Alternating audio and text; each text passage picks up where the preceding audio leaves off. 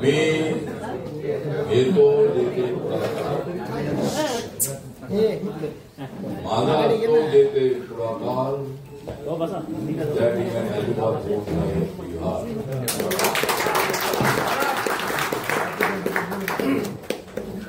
योग्य वेळेलाच मी करत असतो माझा योग्य वेळेलाच मी करत असतो माझा वार, म्हणून माझी कधीच होत नाही हार. 14 ऑक्टोबरच्या मोर्चाच्या तयारीसाठी रात्री 11:15 वाजता संजय लोढ्यांना फोन लावला. रात्रीचा फोन लावणं म्हणजे बरोबर काम आहे.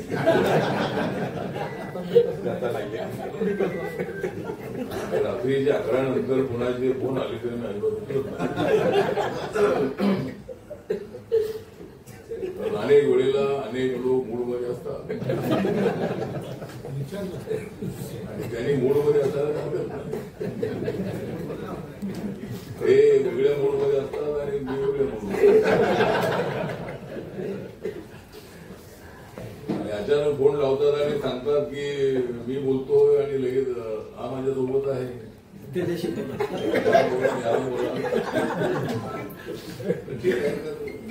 एवढाच आहे की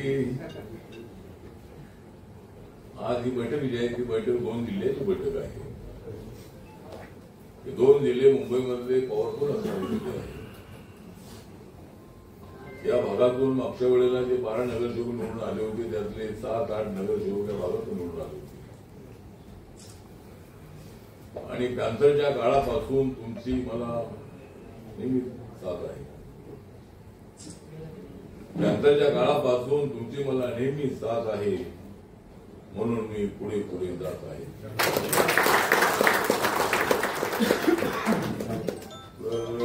वस्तीशी जसा माझा अत्यंत जवळचा संबंध आहे.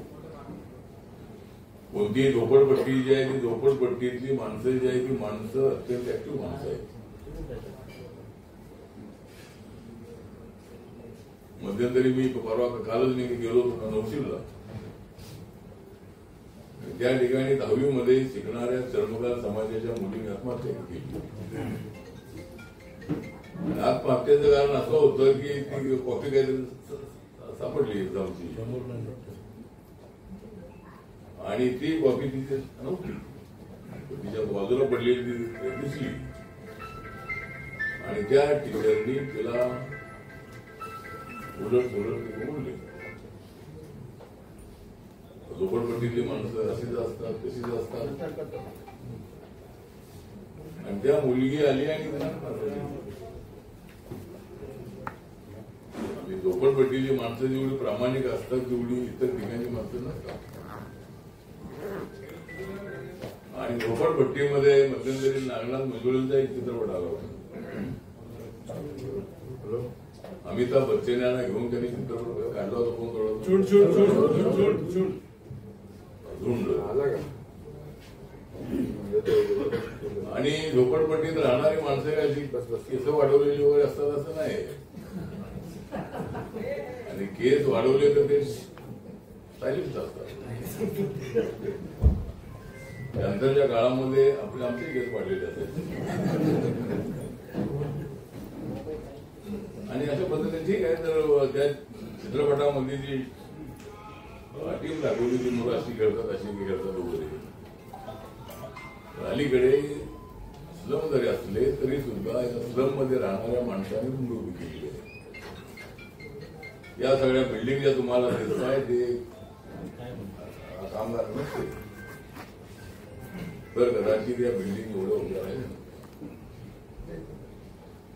त्यामुळे झोपडीतल्या लोकांचा आदर करणारे सुद्धा अनेक बिल्डर आहेत, अनेक श्रीमंत लोक सुद्धा आहेत. अनेक श्रीमंत लोक हे अत्यंत गरिबीतून श्रीमंत झालेले आहेत. अनेक लोक मला भेटतात आणि सांगतात की सुरुवातीला मी आलो होतो, हॉटेलमध्ये काम केलं, इथं झोपलो तिथं झोपलो, इथं नोकरी लागली, अनेक वर्ष आम्ही असं केलं आणि आता ते करोडपती झालेले आपल्याला पाहायला नसतात. ठीक आहे, तो तर विषय वेगळा आहे. पण आपल्याला 14 ऑक्टोबरचा जो रॅलीचा कार्यक्रम आहे, यशस्वी करण्याची समाजाची जबाबदारी आहे. समाज म्हणून या समाजामध्ये रिपब्लिकन पक्षाची ताकद सर्वात मोठी आहे आणि आपण पुढाकार घेतलेला आहे. म्हटलं की मोर्चा मोठा निघणार असा विश्वास अनेक लोकांना आहे. त्यामुळं आपली जबाबदारी पण मोठी आहे. आणि ऐक्यामध्ये असंच असतं की ऐक्यामध्ये बाकीच्या लोकांना तिथं बसायला जागा नसते. आपल्या गटाच्या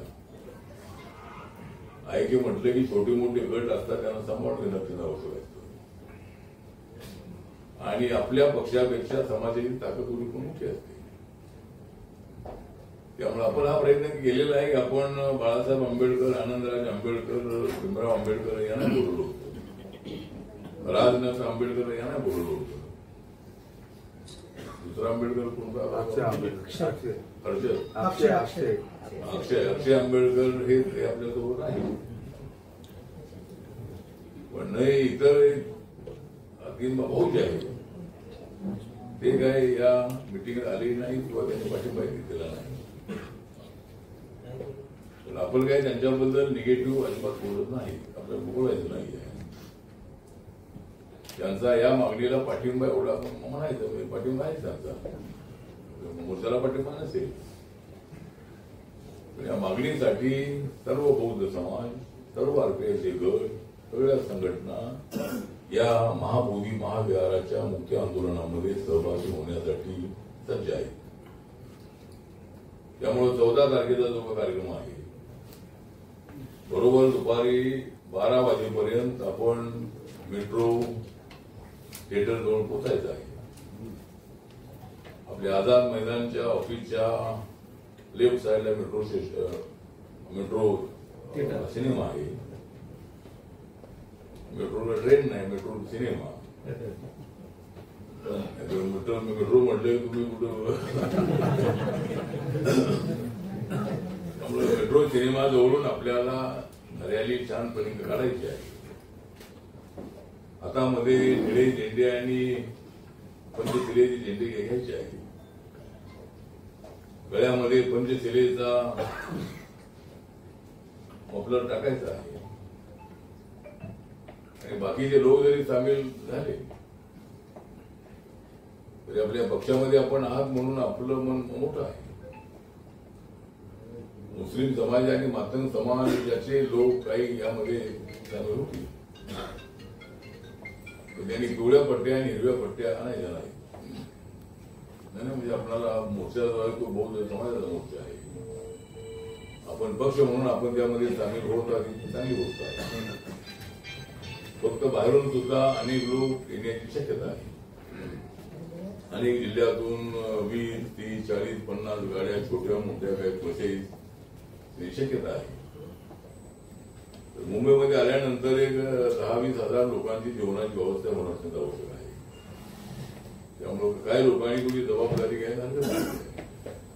2-2 हजार 3-3 हजार लोकांचं साधारण जेवण आहे, पॅकेट्स आहे, भाजी आहे. तर ते सुद्धा काही स्टॉल त्या ठिकाणी आझाद मैदानात चांगले पाहिजे. आणि बाहेरून आलेल्या लोकांच्यासाठी जेवणाची व्यवस्था सुद्धा होणं अत्यंत आवश्यक आहे. होल्डिंग जे आहे ते होल्डिंग आपण एक दिवस अगोदर लावतो ही सवय करून दिली पाहिजे. एवढ्या दिवसापूर्वी डेट ठरलेली आहे तर आपले 8 दिवसाच्या अगोदर काही ठिकाणी बॅनर लागायला होते. पण आतापर्यंत एक सुद्धा बॅनर कुठं लागलेला दिसत नाही आहे. त्यामुळं उद्यापासून जरी आपण कामाला लागणं अत्यंत आवश्यक आहे. राहिलेल्या 4 दिवसामध्ये वस्त्यामध्ये करून लोकांना आणण्यासाठी प्रयत्न करायचा आहे. ज्या ठिकाणी रेल्वे स्टेशन एकदम जवळ असेल, 1 किलोमीटर 1/2 किलोमीटर तिथं रेल्वेने पण येऊ शकता. पण अलीकडे रेल्वेनी मोर्चामध्ये येण्याची सवय बंद झालेली आहे. म्हणजे रेल्वेने किती लोक येतात मला माहित नाही. नंतरच्या काळामध्ये मात्र मी पाहिलेलं आहे की असंख्य लोक एका शाखेतले 200, 300, 400 लोक घोषणा देत बीटी स्टेशनवरून आझाद मैदानाकडे जायचे. आणि अनेक वेळेला रोड जाम व्हायचा, म्हणजे माणसं, ही ट्रेन गेली की माणसं आली, ती ट्रेन गेली की माणसं आली. आणि त्यावेळेस त्या कमिशनरला माहित होतं की आपली ताकद फार मोठी ताकद आहे, शिस्तबद्ध असणाऱ्या कार्यकर्त्यांची ताकद आहे, आपला आदेश मान्य करणारे प्रत्येक कार्यकर्ते आहेत. त्यामुळे त्यावेळेला रेगुलर नावाचे पोलीस आयुक्त होते, ते मला कुठेही भेटले की ते मला बघितलं उभं राहायचे त्यावेळेला पॅन्थरच्या काळामध्ये. त्यामुळे पॅन्थरची एक मोठी ताकद होती. आता हळूहळू ताकद वाढलेलीच आहे, पण आंदोलनामध्ये जाण्याची सवय थोडी कमी झालेली आहे. त्यामुळं आपण आपलं आंदोलन सुद्धा ऍक्टिव्ह ठेवलं पाहिजे. सत्तेमध्ये आपण आहोतच आहोत आणि महाबोधी महाविहार जे आहे ते आमच्या ताब्यात द्या म्हणाल ते आपल्या ताब्यातच आहे. ट्रस्टमध्ये फक्त ते त्यांचे लोक असतील, पण त्या ठिकाणी बौद्ध लोक सगळे येतात, तिथे हिंदू लोक येतात असं नाही आहे. आणि हिंदू लोक आले तर टुरिस्ट म्हणून येतात. जसे आपले लोक तिरुपतीला इथं जातात, पंढरपूरला इथं जातात, किंवा अशा पद्धतीने टुरिस्ट म्हणून आपण त्या ठिकाणी गेलो तरी म्हणजे गौतम बुद्धांना ज्या ठिकाणी ज्ञान प्राप्त झाली त्या बोधी वृक्षाच्या बाजूलाच ते महाबोधी महाविहार आहे आणि ते आपल्या ताब्यातच आहे. बौद्ध लोक सगळ्या 100 देशातले लोक रोज तिथं असतात. ट्रस्ट आहे, त्या ट्रस्ट मध्ये आपले सगळे लोक असतात. त्याचा चेअरमन आपला बुद्धिस्ट असावा अशा पद्धतीची आपली मागणी आहे. आपल्याला माहित आहे की बनते आकाश रामा, बनते विनाचार्य यांनी अनेक दिवसांपासून आंदोलन बोधगयामध्ये केलं होतं आणि त्या आंदोलनामध्ये सहभागी होण्यासाठी, त्यांना पाठिंबा देण्यासाठी मी त्या ठिकाणी 3 दिवस होतो. आणि उद्याच्या मोर्चामध्ये बनते विनाचार्य आणि आकाश रामा येणार आहेत. अनेक बौद्ध नेते सगळ्यात येणार आहेत. सगळ्या पक्षांमधले बौद्ध नेते त्यांना पाचारण केलेलं आहे.